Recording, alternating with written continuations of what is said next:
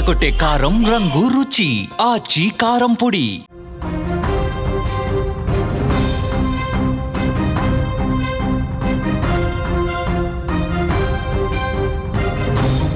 అమ్మా నన్ను క్షమించు, నీకు తోడుగా ఉండాల్సిన దాన్ని నీకంటే ముందే ఈ లోకాన్ని విడిచి వెళ్ళిపోతున్నా.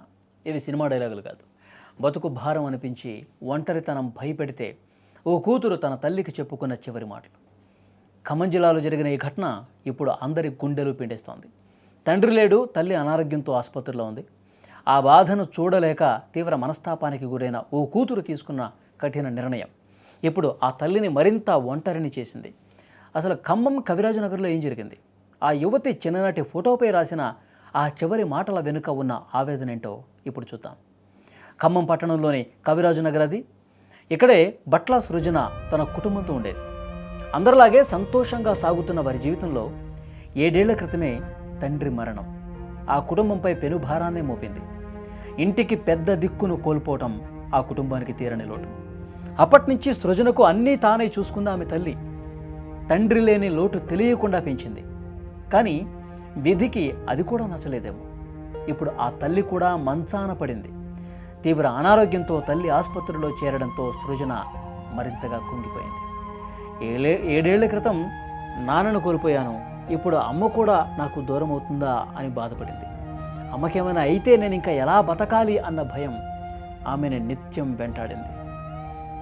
అలా బాధపడి తనలో తానే ఆ బాధను గుండెల్లో పెట్టుకొని అదే ఆలోచించుకుంటూ ఉరివేసుకుని బలవన్మరణానికి పాల్పడింది. ఇక చనిపోయే ముందు ఆ యువతి తల్లికి చివరి సందేశం తనకు ఇష్టమైన అమ్మతో చిన్నప్పుడు దిగిన ఫోటోపై ఈ విధంగా రాసుకొచ్చింది. నీకంటే ముందే వెళ్తున్నామా, ఐఎమ్ సారీ. ఇలాంటి కష్ట సమయంలో నీకు తోడుగా ఉండాల్సిన దాన్ని, కానీ నిన్ను ఆ విధంగా చూడటంతో పూర్తిగా నేను ధైర్యం కోల్పోయాను. నన్ను క్షమించు. ఇక నాకు ఇన్ని రోజులు సాయంగా ఉన్న ఫ్రెండ్స్కి కూడా నేను థ్యాంక్స్ చెప్తున్నా అంటూ తన చివరి మాటలను చెప్పింది సృజన. ఈ మాటలు వింటుంటే ఆ తల్లి ఎంతటి క్షోభకి గురవుతుందన్నది కూడా అర్థమవుతుంది.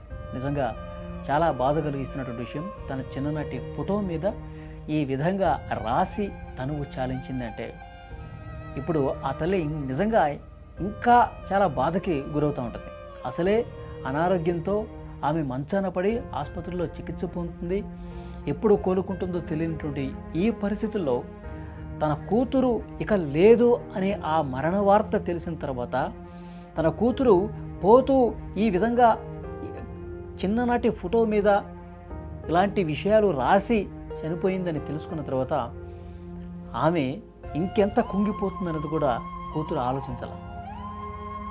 నాకు తండ్రి లేడు, తల్లి కూడా ఇప్పుడు పూర్తిగా మంచాన పడిపోయింది, ఏంటి నా జీవితం, ఎందుకు ఈ విధంగా, ఇలాంటి బతుకు నాకు ఎందుకు అని తను చనిపోయింది. కానీ తన చావును తను చూసుకుంది. కానీ ఇక భర్తను కోల్పోయి కూతురును కోల్పోయి అసలే అనారోగ్యంతో పాలవుతున్నటువంటి ఆ తల్లి ఇంకా ఎంత మనోవేదనకి గురవుతుంది, ఇంకా ఎంత దుఃఖిస్తుంది, ఇంకా ఎంత బాధపడుతుంది అన్న విషయం పాపం ఆ కూతురు గమనించకుండా వెళ్ళిపోయిందంటే ఇక్కడ ఎవరిది తప్పని చెప్పాలి.